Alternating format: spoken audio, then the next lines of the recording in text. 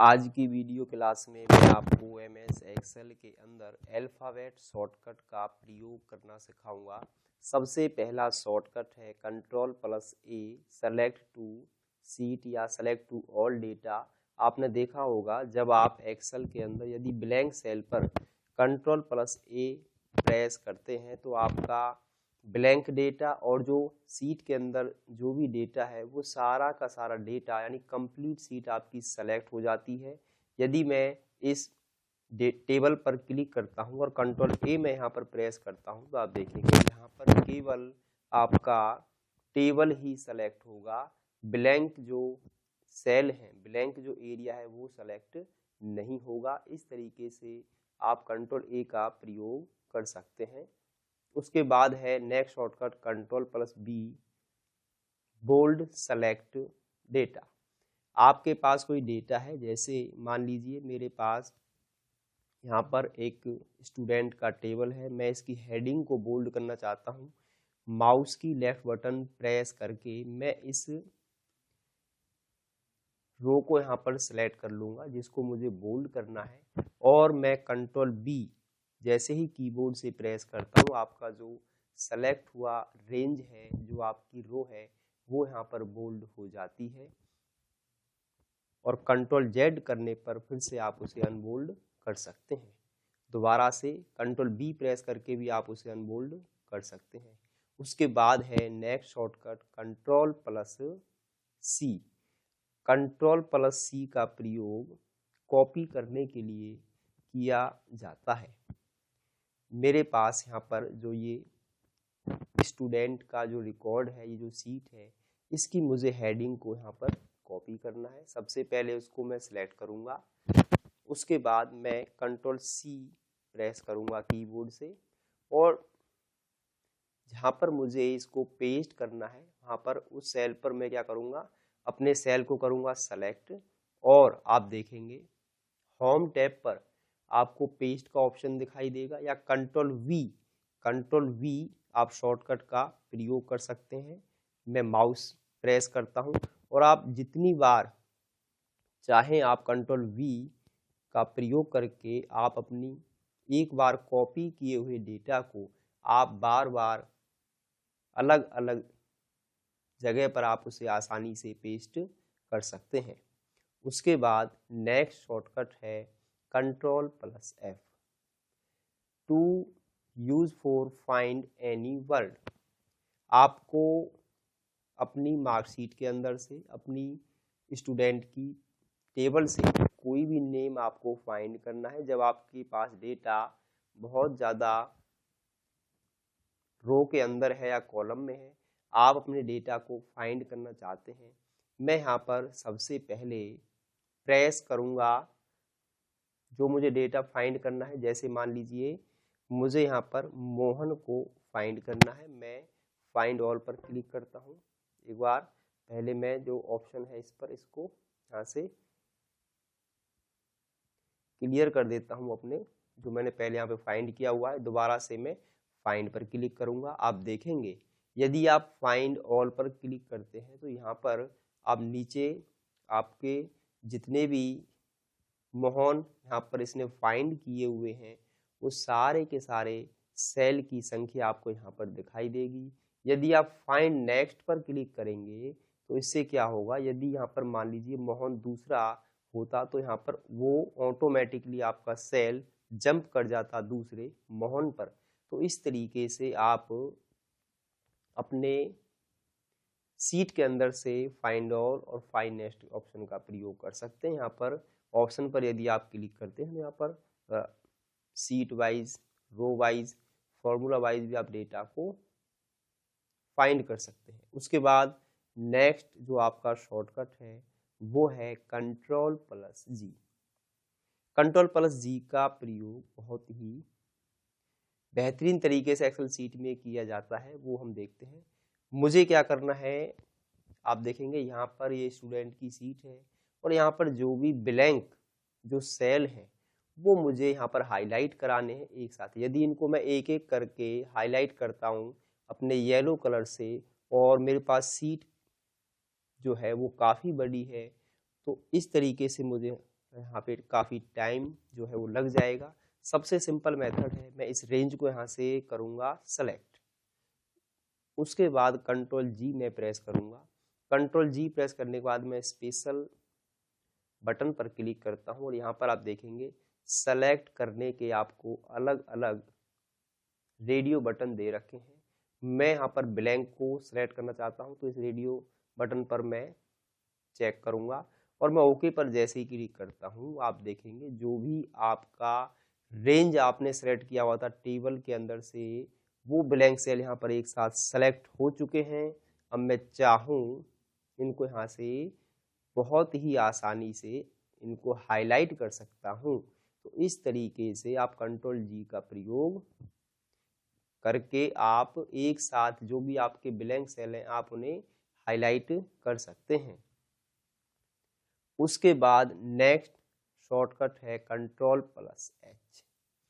Control plus H का प्रयोग replace करने के लिए किया जाता है। कोई भी आपको नेम को चेंज करना है और वो जो नेम है आपके एक कॉलम में उनकी संख्या काफ़ी ज़्यादा है, तो तब इस ऑप्शन का प्रयोग किया जाता है। जैसे जहाँ पर जिनका एड्रेस नोएडा है, यदि मैं इनको एक एक करके चेंज करता हूँ तो यहाँ पर मुझे काफ़ी समय लग जाएगा। मैं कंट्रोल एच का प्रयोग करूँगा। सबसे पहले व्हाट फाइंड, जिसको मुझे रिप्लेस करना है, मैं क्या करूँगा, यहाँ पर उस वर्ड को कंट्रोल सी से कॉपी करके कंट्रोल वी से उसको यहाँ पे मैं पेस्ट कर दूंगा। फाइंड विद, रिप्लेस विद, और किससे उसको रिप्लेस करना है। जैसे मैं यहाँ पे दिल्ली टाइप कर देता हूँ और मैं रिप्लेस, देखिए यहाँ पर भी रिप्लेस के आपको दो बटन यहाँ पर दे रखे हैं। एक तो है कि आप पहले उस वर्ड को फाइंड करें जिसको रिप्लेस करना चाहते हैं। मैं यहाँ पर फाइंड पर मैं क्लिक करता हूँ तो आप देखेंगे फाइंड नेक्स्ट पर मैं आ गया हूँ और मैं फाइंड ऑल पर क्लिक करता हूँ तो आप देखेंगे यहाँ पर 10 जो है आपको, जो आपने फाइंड किया है नोएडा, यहाँ पर आपको 10 सेल में वो रिकॉर्ड मिल गया है। यदि आप चाहते हैं रिप्लेस ऑल तो एक साथ इनको रिप्लेस कर सकते हैं। आप चाहें तो वन बाय वन आप इनको देखिए यहाँ से आसानी से रिप्लेस कर सकते हैं। वन बाय वन भी आप रिप्लेस कर सकते हैं जो आपको ज़रूरत है। और आपको लगता है कि सारा ही डेटा मुझे रिप्लेस करना है तो ऑल पर मैं जैसे ही क्लिक करता हूँ तो यहाँ पर एक साथ आप डेटा को आसानी से रिप्लेस कर सकते हैं। उसके बाद नेक्स्ट शॉर्टकट है हमारे पास, इसको यहाँ से मैं क्लोज कर देता हूँ, control plus I. Control I का प्रयोग अपने डेटा को इटैलिक करने के लिए किया जाता है। तो मैं अपने डेटा को यहाँ से इटैलिक करना चाहता हूँ। जैसे मेरी ये हेडिंग है, इसको मुझे यहाँ पे इटैलिक करना है तो कंट्रोल में आई जैसे ही प्रेस करता हूँ तो आप देखेंगे आपकी जो हेडिंग है वो एक इस तरीके से जो फॉन्ट है वो इटैलिक यहाँ पे हो जाता है। और कंट्रोल जेड में प्रेस करता हूँ तो वापस मैं अपने उसी डिफ़ॉल्ट फॉर्मेट में आ जाता हूँ जैसा मेरा डेटा पहले से था। उसके बाद नेक्स्ट शॉर्टकट है कंट्रोल प्लस के। कंट्रोल प्लस के का प्रयोग बेसिकली हाइपर लिंक के लिए किया जाता है। अब देखिए दोस्तों, जैसे मुझे इस पर किसी फाइल को यहाँ पे लिंक करना है, जैसे आप इंटरनेट पे ब्लू लाइन आती है आप उस पर क्लिक करते हैं तो वहाँ पर वो फाइल दूसरी जगह वहाँ पे जो है उसका होम पेज वहाँ पे ओपन हो जाता है। तो इसी तरीके से कोई फाइल है, मैं इस सेल को करूँगा सेलेक्ट और कंट्रोल प्लस के में प्रेस करूँगा। आप देखेंगे यहाँ पर हाइपर लिंक का इस तरीके से एक डायलॉग बॉक्स ओपन होगा। यहाँ पर किस फाइल को लिंक करना है, एक्सेल की फाइल है, वर्ड की फाइल है, आप यहाँ पे आसानी से उसे लिंक कर सकते हैं। जैसे मैं A to Z कमांड को यहाँ पर लिंक करना चाहता हूँ तो आप देखेंगे यहाँ पर आपकी जो फाइल है वो लिंक हो चुकी है। इसको ओपन करने के लिए जैसे ही आप इस सेल पर आते तो आपको इस तरीके से हैंड का सिंबल यहाँ पे दिखाई देगा। मैं इस पर क्लिक करता हूँ, आपके सामने कुछ इस तरीके से एक पॉपअप डायलॉग बॉक्स ओपन होगा, वो पर क्लिक करेंगे और यहाँ पर मैं आप उसे किस उसमें खोलना चाहते हैं अपनी फाइल को, तो यहाँ पर सिंपली मैं अभी उसे माइक्रोसॉफ्ट एज पे ही ओपन कर लेता हूँ। तो जो भी आपकी यहाँ पर फाइल लिंक है वो यहाँ पर आसानी से जो है ओपन हो जाती है। तो देखिए मेरी जो फाइल है वो यहाँ पर लिंक हो रही है। अभी ये आप देखेंगे, ये देखिए, आप देखेंगे जो आपने फाइल वहाँ पर लिंक की थी, तो यहाँ पर मेरी जो फाइल है वो आसानी से ओपन हो चुकी है। जब आपको लगता है कि एक्सेल की कोई ऐसी फाइल आपके सिस्टम में है जिसको आपको लिंक करना है, तो आप आसानी से लिंक कर सकते हैं। Ctrl+N to use for open new worksheet. अब मुझे इसके अलावा एक और नई वर्कबुक को ओपन करना है, तो मैं कीबोर्ड से Ctrl+N में जैसे ही प्रेस करता हूँ, आप देखेंगे आपके सामने एक और फ्रेश नई वर्कबुक ओपन हो जाती है। आप इसमें कोई भी अन्य काम एक्सेल फाइल का आप कर सकते हैं। उसके बाद है Ctrl+O to use for open save file. कोई पहले जिस फाइल पे आपने कभी काम किया है, दोबारा से आप उसे पर काम करना चाहते हैं, उसको दोबारा ओपन करना चाहते हैं, तो Ctrl+O आप जैसे ही प्रेस करेंगे, आप देखेंगे आपके सामने वो फाइलें ओपन होंगी जो आपने अभी रिसेंट ओपन की होंगी। और दूसरा है, आप उसे दिस पीसी से ओपन करना है, ब्राउज पे आप जाएंगे, जहाँ पर भी आपने अपनी फाइल को सेव किया हुआ है। जैसे मैं उमेश की फाइल को यहाँ से सेलेक्ट कर लेता हूँ, ओपन पर क्लिक करूँगा, तो यहाँ पर जो उमेश की फाइल है उसको मैं यहाँ पे आसानी से ओपन कर सकता हूँ। तो इस तरीके से आप Ctrl+O का प्रयोग करके उन फाइलों को ओपन कर सकते हैं जिन पर आप अभी काम करना चाहते हैं, जो आपके सिस्टम में पहले से सेव है। Ctrl+S का प्रयोग हम तब करते हैं, जैसे अभी मैंने एक फाइल को ओपन किया था, यदि उस फाइल में मैं कुछ एडिट कर देता हूँ। जैसे मैंने यहाँ पर एक सेल में हेडिंग बनाया नेम,